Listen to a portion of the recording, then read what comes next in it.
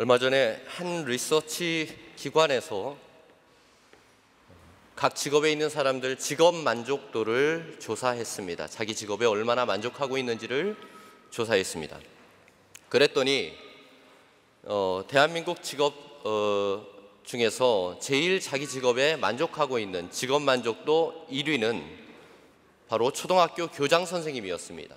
초등학교 선생님들이 직업 만족도가 높다고 나와 있습니다. 왜 웃어요? 2위는 부럽게도 신부님이었습니다. 그리고 조금 절망적으로 성악가가 39위에 랭크가 되어 있습니다. 지난주에 한국에서 결혼한 성악가 부부가 귀국했습니다. 39위끼리 서로 잘 만나 살기로 작정한 것은 너무 사랑하거나 아니면 서로 구제해 줄 사람들이 없거나 둘 중에 하나라고 생각합니다. 그러나 너무 실망하지 마십시오. 성악가가 39위인데 목사가 40위였으니까요. 우리 부부를 보면 39위와 40위가 만나서 오손도손 잘 살고 있습니다. 자기가 하고 있는 일이나 보람을 어떻게 점수로 등수로 환산할 수 있겠습니까? 그러나 직업 순위가 만족도가 낮다라고 하는 것은 그만큼 경쟁이 너무너무 치열한 직장 혹은 잡을 가지고 있다라고 하는 것입니다. 또한 같은 직업을 가지고 있다고 할지라도 잘 되는 사람은 굉장히 잘 되고 상황에 따라서 안 좋은 사람들은 참 안 좋은 빈부의 격차가 큰 직업군이라고 볼 수가 있습니다.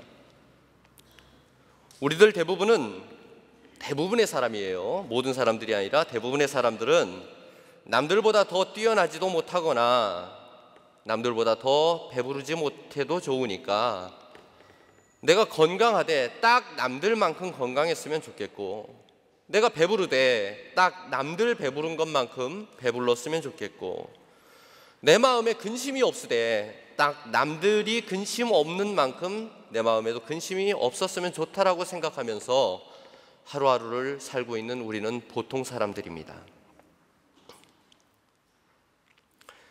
그런데 우리가 힘들어도 우리의 삶을 견딜 수 있는 이유는 우리에게 희망이라고 하는 것이 있기 때문입니다. 하나님 말씀 요한복음 15장 7절에 너희가 내 안에 거하고 내 말이 너희 안에 거하면 무엇이든지 원하는 대로 구하라 그리하면 이루리라 라고 말씀하고 계십니다. 여러분, 하나님 안에 희망을 가지시는 여러분들 되길 간절히 원합니다. 하지만 모든 사람들이 희망이 있으면 좋지만 희망은 우리 마음만 새롭게 먹는다고, 마음만 바꾼다고 희망이 없었던 희망이 갑자기 생기는 것 아닙니다. 한번 생겼던 희망을 계속해서 유지를 하려면 무엇인가 우리에게 다른 변화가 필요한데, 우리의 마음뿐만 아니라 우리의 태도를 함께 변화시켜야 됩니다. 만일 어떤 사람이 마음은 먹되 태도를 바꾸지 못한 채 살아가고 있다면 그런 마음은 결코 오래 가지 못합니다. 진짜로 내일의 삶이 오늘의 삶보다 나아지기를 간절히 바란다면 우리가 지금 서 있는 삶의 태도에 변화를 줘야 됩니다. 우리가 바라보고 있는 시선을 다른 곳으로 옮겨놔야 됩니다. 오늘 본문에서는 삶의 자리, 삶의 태도를 바꾼 한 사람의 위대한 이야기가 나옵니다. 이 사람은 이름도 없습니다. 그런데 그 사람은 자그마치 38년 동안 병으로 고생하던 사람입니다. 지금 우리는 문명이 발달해서 평균 연령 100세를 바라보는 시대에 살고 있습니다. 많은 역사학자들이 말하는데 예수님 당시에 세상에서 가장 문명의 혜택을 많이 받던 사람들이 로마 사람들인데, 이 로마 시민들이 예수님 당시에 평균적으로 몇 세까지 살았냐? 그 사람들의 평균 수명이 36세쯤 됐을 거라고 추정하고 있습니다. 만일 태어나서 병으로 2년 내로 죽은 사람들까지 이 통계에 포함시킨다면 예수님 당시에 로마 시민의 평균 나이는, 평균 수명은 26세로 줄어들게 됩니다. 그런데 이 병자의 투병 기간이 6년도, 26년도 아닌 자그마치 38년입니다. 다른 말로는 이 사람이 병으로 고통받았던 기간은 한 사람의 인생보다 훨씬 더 길고 긴 시간을 고통 속에서 몸부림치면서 살아왔다는 것을 말합니다. 오늘 이야기의 배경은 예루살렘에 있는 한 연못가입니다. 예루살렘 시내에 베데스다라고 하는 연못이 있었습니다. 베데스다라고 하는 연못. 이 연못은 양의 문이라고 하는 예루살렘으로 들어가는 문 중에서 하나 옆에 위치해 있었습니다. 성경에 양문이라고 되어 있는데 양이 들어가는 문입니다. 그런데 양들이 들어가는 문이라 하면 어떤 문이냐? 성전의 제물로 바쳐질 양들이 들어가는 문이다라고 하는 얘기입니다. 그러면 베데스다 연못이 양문 옆에 위치해 있다는 것은 이 연못이 어떤 연못인지를 말해주고 있는데, 제물로 바칠 양들을 도축하게 되면, 도축이 뭔지 아시죠? 가축을 먹을 용도로 혹은 제물로 바칠 용도로 가축을 죽이는 것을 도축이라고 합니다. 제물로 바칠 양을 도축하게 되면 그 양들에게서 나오는 피를 물로 씻어야 하는데, 아마도 이 베데스다 연못에 있는 물들은 이런 일들이 일어나는 장소였을 것이다 라고 많은 역사학자들이 이야기를 합니다. 고로 당시의 연못물은 양들의 피와 배에서 나온 창자의 찌꺼기로 아주 많이 오염되었을 것이며 식수로는 거의 사용하지 못하는 그러한 물이었습니다. 그런 곳에 모여있는 사람들이 잘 살거나 부유했던 사람들일 리가 없습니다. 베데스다라고 하는 말은 히브리어로 자비의 집이라고 하는 말입니다. 즉 하나님의 자비가 있는 집이란 말입니다. 이 연못은 그런데 자비를 베푸는 그런 연못이 아니라 가난과 굶주림, 목마름을 상징하는 그런 연못이 되었습니다. 그리고 이 연못 곁에 모여있는 사람들은 누구보다도 하나님의 자비를 필요로 했던 그런 사람들입니다. 말씀에 이르기를 거기에는 행각이 5개가 있고 그 안엔 많은 병자, 맹인, 다리를 저는 사람, 그리고 몸에 피가 마른 사람들, 몸에 아무런 힘도 없는 사람들, 중풍 걸린 사람들, 이런 사람들이 누워있다라고 말씀에 기록되어 있습니다. 행각이라고 이야기하는 것은 기둥 옆에 있는 작은 방을 행각이라고 이야기를 합니다. 이 행각에, 이 연못과 이 행각은 그야말로 세상에서 제일 불쌍한 사람들, 39등, 40등 같은 사람들이 모여서 있는 장소가 바로 이 연못과 행각이었습니다.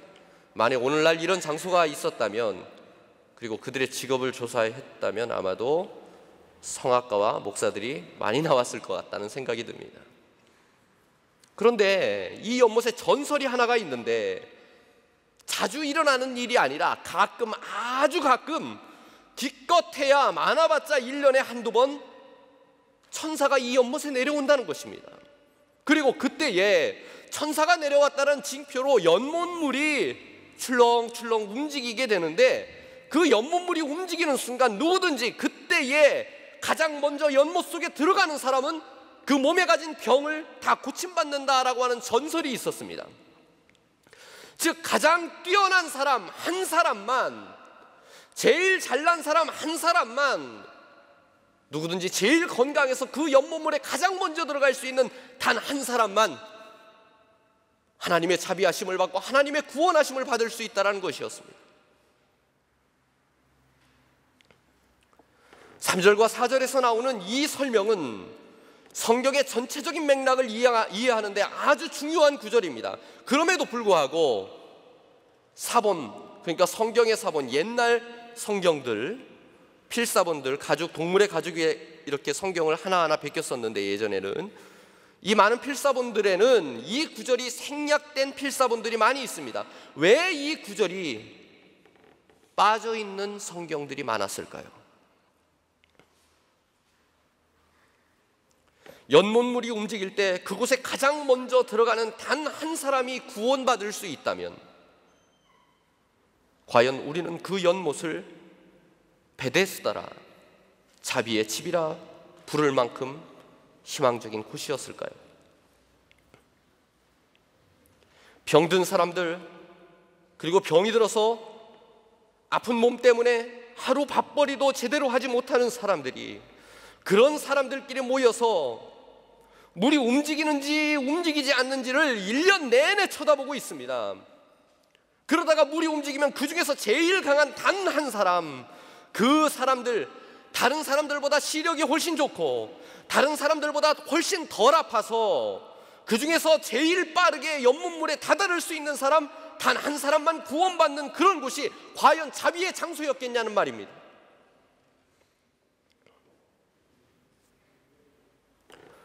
사람들은 그곳을 자비의 집이라고 불렀습니다.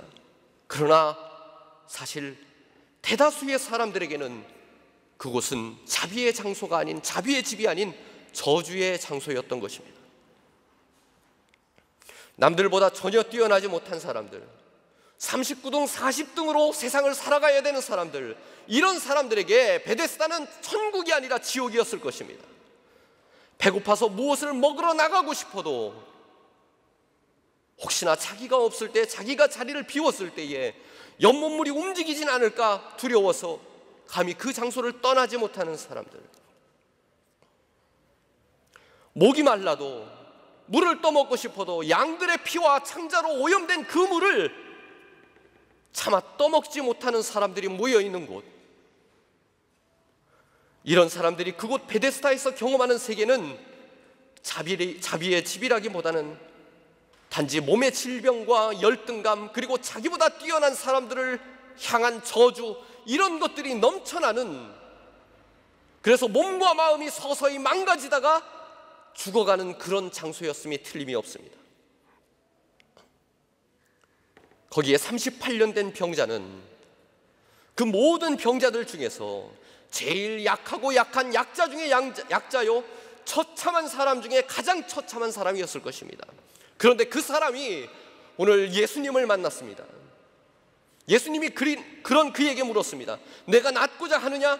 그러자 이 사람이 대답하는데, 주님, 물이 움직일 때에 나를 못에 넣어주는 사람이 없어서 내가 가는 동안에 다른 사람이 먼저 내려가나이다. 여러분, 이 말 안에 담겨져 있는 절망이 느껴지십니까? 38년의 병든 시간을 견뎌내기도, 가까스로 견뎌내기도 너무너무 힘들었는데, 앞으로 남은 인생에서도 내가 다른 사람을 이길 가능성이 없으며 회복의 가능성도 전혀 없는, 또 희망이 없다는 것을 알면서도 그 장소를 감히 떠나지도 못하는 비참한 현실, 38년 된 병자의 이 고백에는 이 사람이 겪은 과거의, 그리고 현재의, 미래의 모든 불행이 다 담겨져 있습니다. 저희 어머님의 말씀을 잠깐 드려야 되겠습니다. 저희 어머니는 기도를 굉장히 잘하시는 분입니다. 시골 교회에서 권사님으로 봉직하고 계신데, 기도를 얼마나 잘하시냐면 교회에서도 굉장히 유명합니다. 그 교회 교인이 3,000명입니다. 시골이지만. 근데 그 교회에서 둘째가라면 서러울 정도로 기도를 열심히 하시고 기도를 잘하세요. 2시간을 넘게 기도하셔도 똑같은 구절을 단 한 번도 반복을 하지 않을 정도로 굉장히 기도를 잘하십니다. 그런데 그 어머니가 유일하게 똑같은 기도를 계속해서 반복하셨던 때가 있고, 그 기도가 제 귀에 들렸습니다. 고등학교 1학년 때 어머니에게 찾아가서, 어머니, 저 목사가 되겠습니다, 이야기를 했습니다. 저희 집은 가난했고 못 살았습니다. 저희 집의 모든 희망이 저에게 달려 있었습니다. 왜냐하면 저희 형이 장애인입니다. 정신장애인입니다. 사실은 저는 계획이 없었던 아들입니다. 근데 4살 때, 저희 형이 3살 때 저희 형에게 뭔가 변화가 있고 다른 사람들과 같지 않다는 것을 알고 어머니가 또 다른 아들을 계획하고 낳은 자식이 바로 이 자식입니다. 그래서 어릴 때부터 어머니가 저에 대한 기대가 굉장히 컸는데 그 아들이 고등학교 1학년 때 목사가 되겠다라고 한 겁니다. 충남 당진이 저희 집인데 대전으로 유학을 갔어요. 공부를 한다고.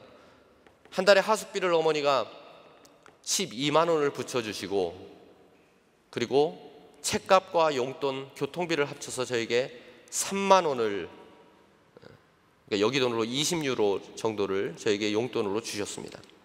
한 달 용돈으로. 그런데 나중에 알게 된 사실인데 저희 어머니의 한 달 생활비, 빚이 많아서 빚 다 이제 이자로 갚고 어머니 손에 쥐어지는 한 달 생활비가 20만 원이라는 것을 알게 되었습니다. 그러니까 20만 원 중에 15만 원이 아들에게 가는 거예요. 그렇게 아들을 유학시켰는데 이 아들이 목사가 된답니다. 어머니를 따라가서 새벽 기도를 하는데 어머니가 반복된 기도를 계속해서 어머니가 도대체 무슨 기도를 하는지 뒤로 살짝 가서 어머니의 기도를 듣는데 어머니가 이렇게 기도하는 것입니다. 나쁜 놈, 못된 놈, 미친 놈, 나쁜 놈, 못된 놈, 미친 놈. 하나님께 벌을 받을까 무서워서 차마 아들의 말에 반대는 하지 못하고 자신이 살아온 서러운 인생과 아들이 살아갈 힘든 인생을 생각하니까 눈물밖에 안 나오는 거예요.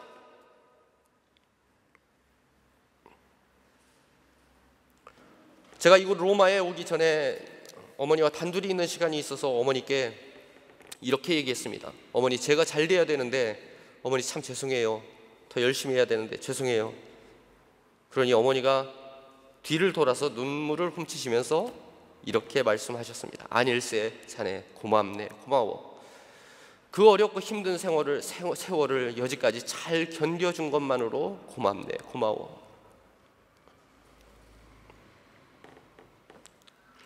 사랑하는 성도 여러분, 지금 힘이 듭니까? 혹시 고통스럽습니까? 그렇다면 여러분들의 영혼에 속삭이시는 하나님의 위로를 들으십시오. 38년이든 아니면 10년이든 5년이든 지금까지 쓰러지지 않고 잘 견뎌줘서 고맙네, 자네 고맙네 하는 하나님의 음성을 들으시기 바랍니다.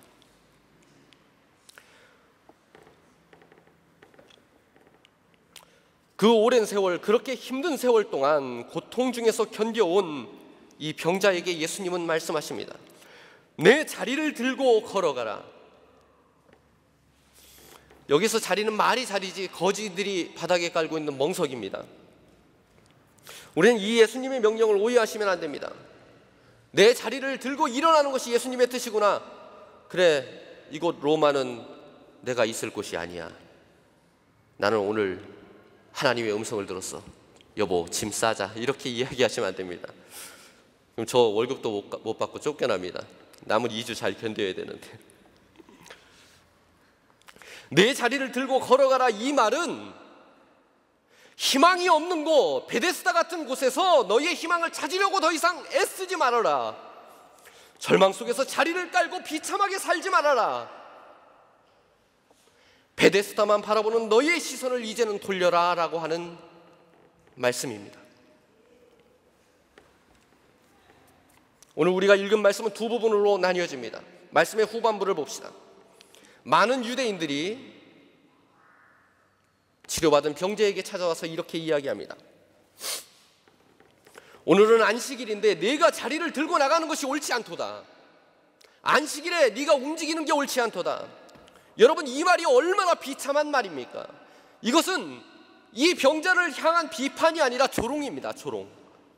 유대인들의 율법에 의하면 주일에, 그러니까 안식일에는 절대로 그 거처를 옮기는 것을 유대인들은 허락하지 않았습니다. 그들의 말은 마치 이렇게 들립니다.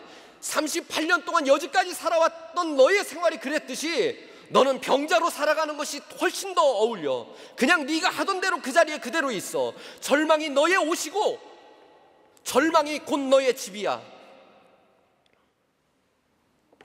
그들이 그런 유대인들이 고침을 받은 병자에게 물었습니다. 너의 자리를 들고 일어나라, 걸어가라 한 사람이 도대체 누구냐? 그런데 안타깝게도 유감스럽게도 이 병자는 자기가 은혜를 입은, 자기를 고쳐준 그 사람이 누구인지를 그때까지 알지 못했습니다. 그러나 그 사람이 14절에 보니까 예수님을 다시 만납니다. 어디에서 만나냐면 14절을 함께 읽어봅시다. 같이 한 목소리로 시작. 그 후에 예수께서 성전에서 그 사람을 만나 이르시되 보라, 내가 나았으니 더 심한 것이 생기지 않게 다시는 죄를 범하지 말라 하시니. 그 후에 예수께서 어디에서요? 어디에서? 성전에서. 성전에서 예수님을 다시 만났습니다.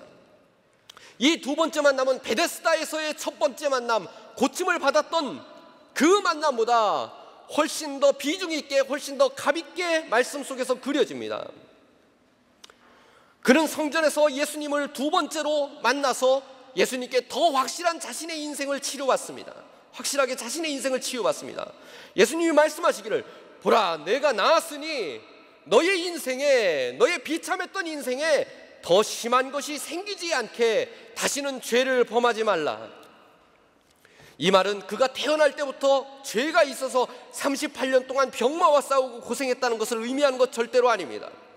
예수님은 그에게 몸의 질병보다 더 무서운 또 다른 질병을 경고하십니다. 더 심한 것이 생기지 않게, 예전에 고생했던 것보다 더 많이 고생하지 않게. 만일 이 사람에게 죄가 있었다면 그 죄는 희망이 아닌 것,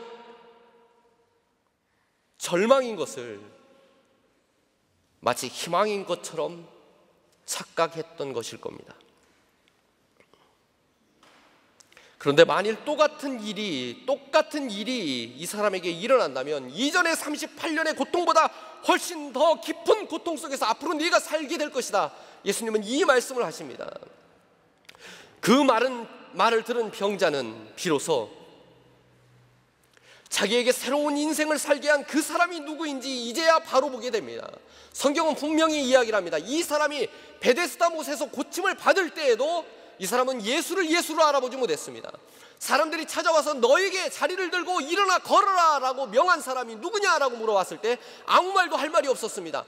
누가 나를 치료해 줬는지 알지를 못했던 것입니다. 그러나 너에게 더 심한 것이 생기지 않게 다시는 죄를 범하지 말아라, 이렇게 말씀한 예수님의 말씀을 듣고서 15절에 그 사람이 유대인들에게 가서 자기를 고친 이는 예수라, 자기를 고친 이는 예수라, 나를 육적인 질병이 아닌 내 인생의 영원한 문제에서 나를 구원시킨 이가 바로 예수다, 이렇게 고백을 합니다.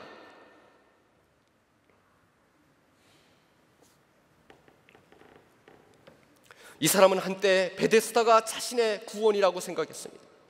베데스다가 자기를 새롭게 살 거라고 생각했습니다. 그러나 그는 깨달았습니다. 베데스다 안에서 사는 일,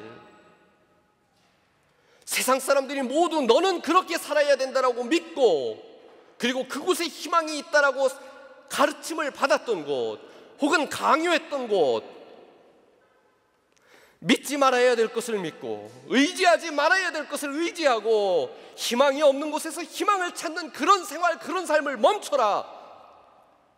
의지할 것은, 바라봐야 될 것은 베데스다가 아니라 절망과 좌절을 끝내고 너의 인생에 새 삶을 주는 예수를 바라봐야 된다. 사랑하는 성도 여러분,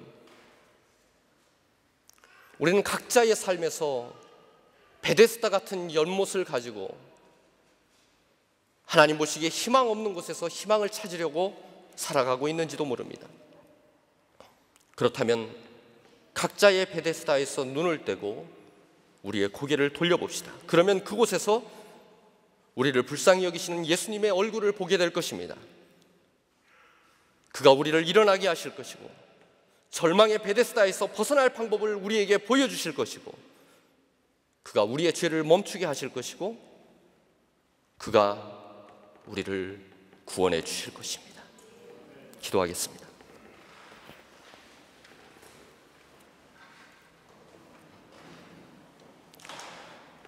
우리를 일으켜 새 삶을 살게 하시는 예수님, 보지 말아야 할 것으로부터 고개를 들게 하시고 우리의 시선이 참된 희망이신 예수님을 바라보게 하옵소서. 희망이 아닌 것들을 희망이라 여기며 죄짓지 않도록 인도해 주시옵소서. 참 구주이신 예수님의 이름으로 기도했습니다. 아멘. 거룩하고 자비로우신 하나님 아버지, 영원한 하나님의 도시 이 로마 연합교회에서 사순절 4주 이날을 성전에서 주님 앞에 나온 사랑하는 이 교회 성도님과 또 방문객들 함께 모여 신령과 진정으로 예배드리게 하시니 하나님 이미 영광을 받으신 줄 믿습니다. 이제 저희들이 이곳을 떠나 세상으로 나아갈 때 하나님께서 우리에게 주신 귀한 말씀과 하나님께 드린 아름다운 찬양과 헌신의 마음을 보시고 한 주간도 지켜주시고 우리의 발걸음을 가볍게 하시니 우리의 영원한 소망이시고 구원자 되신 예수 그리스도를 바라보며 또한 우리의 신앙 여정을 확실하게 내일 개척해 나가게 하옵소서. 아멘. 지금은 우리를 죄에서 구원하신 예수 그리스도의 한량없으신 은혜와 하나님 아버지의 무한하신 사랑과 성령님의 교통하심과 충만하심과 위로하심과 채우심이 오늘부터 영원까지 주님 바라보고 사는 이 백성 위에 로마 연합감리교 위에 영원토록 함께 하시기를 예수 그리스도의 이름으로